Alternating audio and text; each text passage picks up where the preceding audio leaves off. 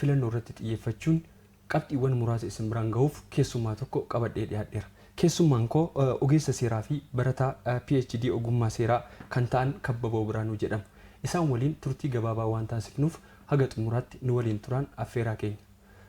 Isinis waamicha keenya kabajanii istiidiyootti waan nuuf argamtaniif maqaa daawwattoota EMN Plaasin guddaan isin galateeffadha. Anaa dhufu baga nagaan dhuftan. Galatooma.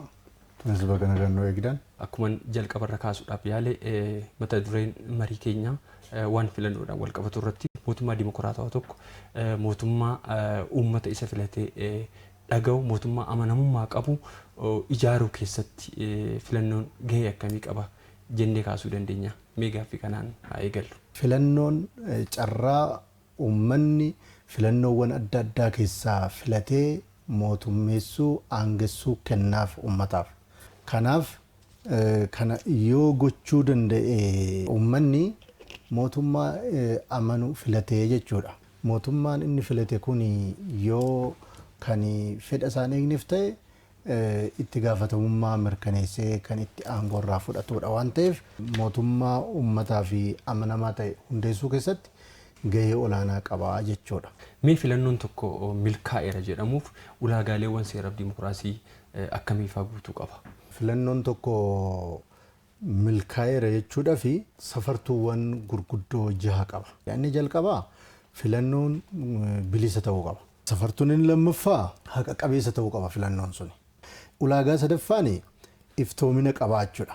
Ulaagaan inni afuraffaan icciitii sagaleen itti kennamu kan eegame ta'uu qaba. Inni shanaffaan sadarkaa adda addaatiin qaamoleen filannoo gaggeessan doorsisa qaamolee adda addaarraa mootummaarraa bilisa kan ta'an ta'uu qaba.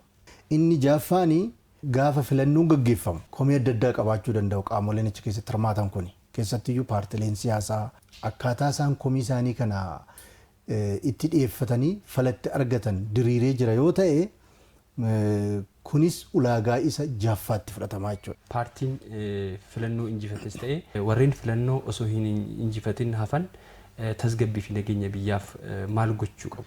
Egaa paartiin injifate amma sagalee guutuu uummata biyya kanaa argachuu dhabuu danda'a. Garuu maal ta'uu qaba? Mootummaa hundaa ta'uu qaba. Warra isan filanne sanaafis mootummaa ta'uu qaba. Inni lammaffaan warra mo'ataman sana kabajuu qaba.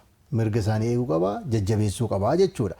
Inni biraa waadaa filannoo keessatti galee guutuu qaba. Egaa kan isa injifatee kana yoo jenne paartiiwwan injifatamanis hin jiru. Bu'aa filannoo seeraan mirkanaa'e kabajuu qabu, fudhachuu qabu. Komii yoo qabaatan immoo adeemsa seerri kaa'uun qofa karaa heerri kaa'uun qofa komiin isaanii akka laallamee furmaata argatu gochuu qabu jechuudha.